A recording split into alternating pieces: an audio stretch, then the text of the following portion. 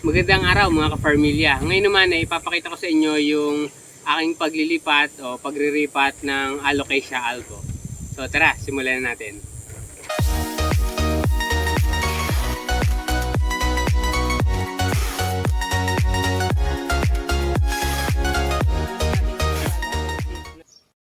Medyo marami ng shoots yung aking Alocasia albo na mga mother plants ko na nakatanim sa directly sa lupa.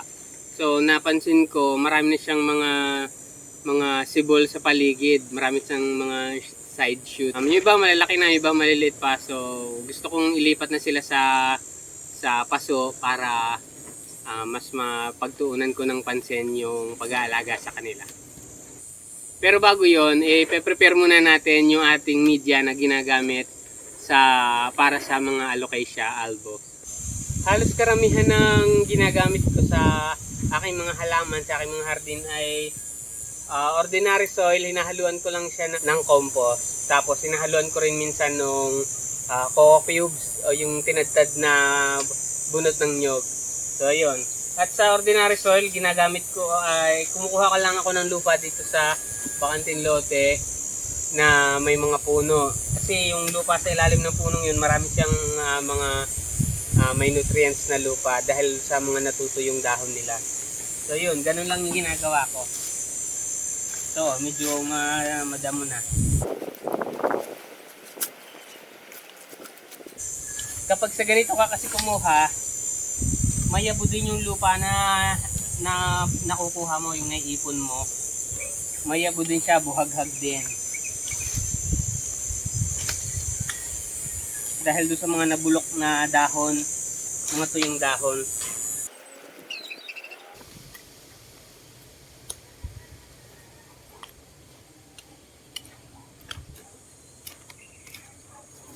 Kung mapapansin nyo, napakabuhaghag.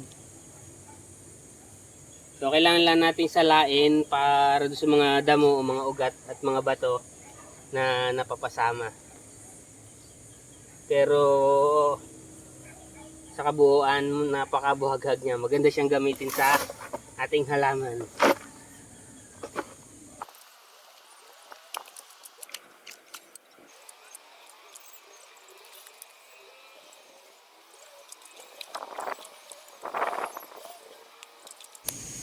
Ito na yung ating ordinary soil. Tapos ito naman yung ating compost.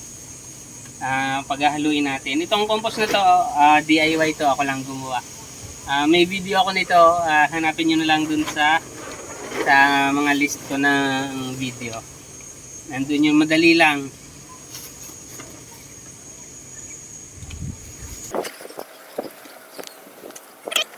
Ito yung mga tuyong dahon lang to dati. Tuyong dahon at sariwang dahon. Pinagsasama ko lang. Ngayon totoong lupa na siya. Napakayabo. May bulate pa nga eh. Tsaka may coconut worm. Ihahalo ko na. Hindi mo naman kailangan maging napaka-technical dito. Yung sa akin, tansyahan lang. Yung kapag ginakala kong sapat na, siguro mga 30% siguro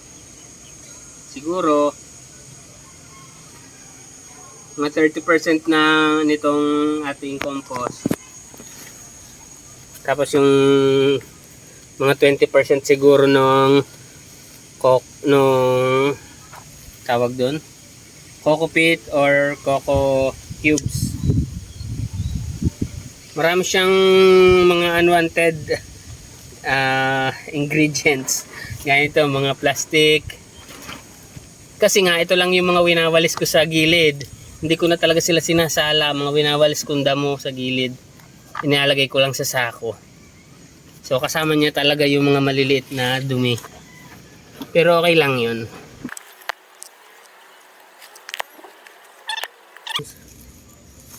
Guys, tingnan nyo to Dami. Lalaki. Ang lalaki. Hindi ko siya inaalis dito kasi kapag yung compost natin ay maraming halong sanga, mga tuyong sanga, natatagalan siya matunaw, makompos. Pero kapag meron nito, nakakatulong to para mapabilis. Ang disadvantage nito kapag napasama sa mga halaman na na itatanim natin, may tendency na mabulok yung ugat ng ating halaman kasi kinakain nito. Pero sa composting, napakalaking pakinabang nito. Sa halaman, salot.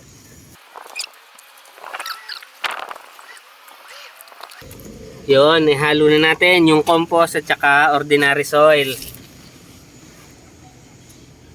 So, hahaluan natin ng konting coco chunks o coco cubes o yung tinadtad na bunot ng niyog. Kunin ko lang.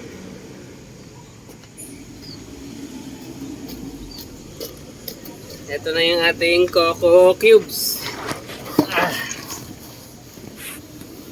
So, wala rin sukat-sukat to. Tansyahan na lang.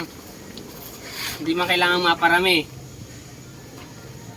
Huwag din naman sobrang unti.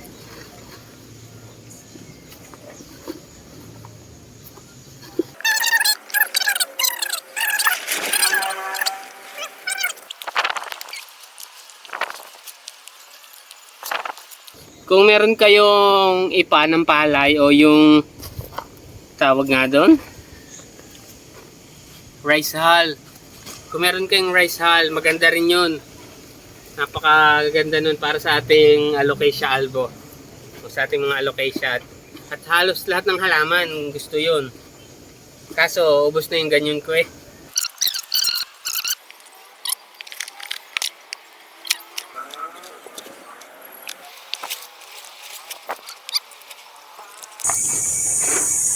Okay na siguro to. Yun, pagkatapos natin may prepare yung ating lupa na paglilipatan ng ating mga shoots ng alocasia, kukunin na natin mula doon sa kanilang mga mother plants.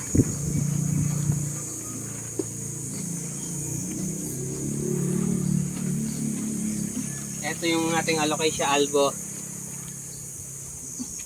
Nagmula din lang sila doon sa maliit na seed, maliit na shoots.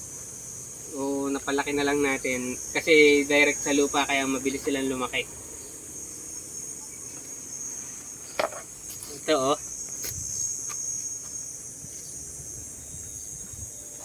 Ang ginagamit ko dito yung matilos na kutsilyo kasi para matilos at matalas. Para madali nating mahukay. Kasi kadalasan nakadikit yan doon sa mother plant.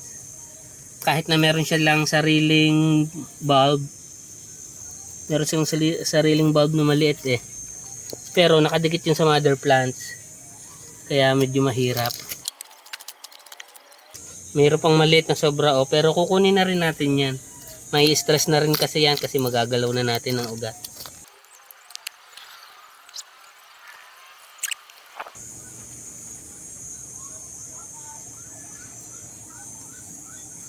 Ito oh, may sarili siyang bulb na maliit. Okay yan. Ang lalim nitong isa.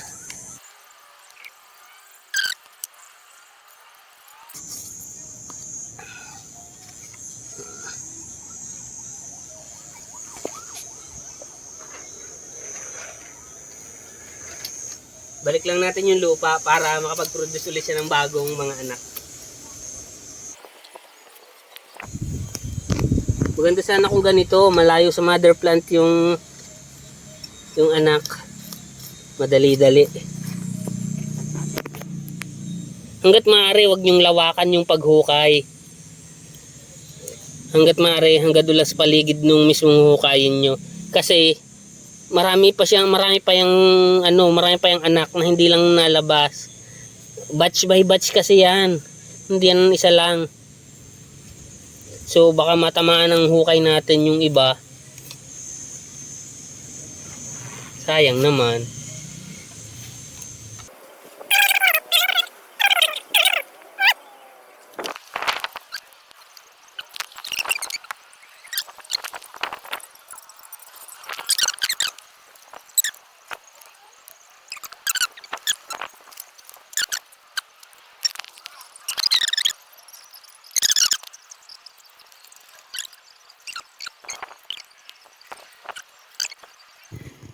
Ito, nakuha na natin. Ililipat na natin sa ating mga paso.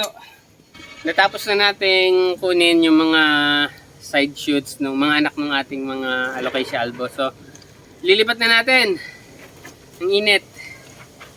Sabi ko kanina 17 lang. Pero 23 yung nakuha ko. Meron pa akong mga iniwanan na pwede nang ilipat pero iniwanan ko na lang. Baka maubusan tayo ng paso. At ganito yung pinaglilipatan ko. Pansamantala lang naman kasi pag malaki na at ibebenta na, inililipat ko sila sa medyo maganda-gandang lalagyan.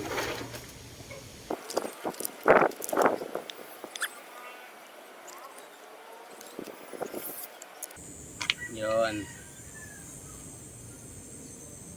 Kaisa na tayo.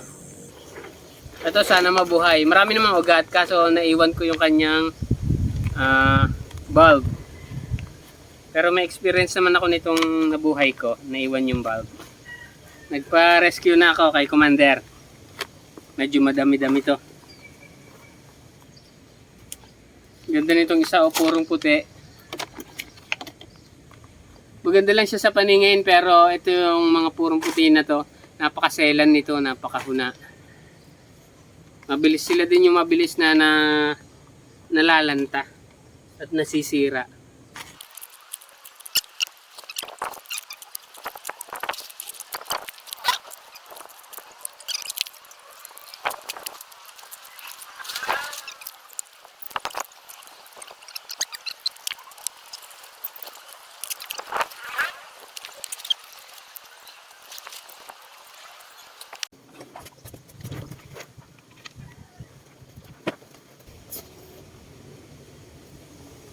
So yun, natapos na nating mailipat sa mga bagong pots yung ating mga anak ng albo, Alocasia albo. Naku, naputol.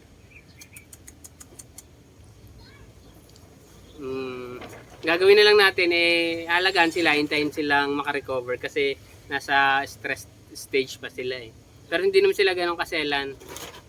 Ayaw nila ng laging dinidilig. Mas gusto nila yung paminsan-minsan lang. Natapos na naman tayo sa isa na naman nating video. Kung meron kayong katanungan at suggestions, huwag niyong kalimutang mag-leave ng comment po sa baba. At ating pong sasagutin na yan. At kung meron din kayong natutunan, ay huwag niyo naman pong kalimutang mag-like at subscribe sa ating channel. Salamat!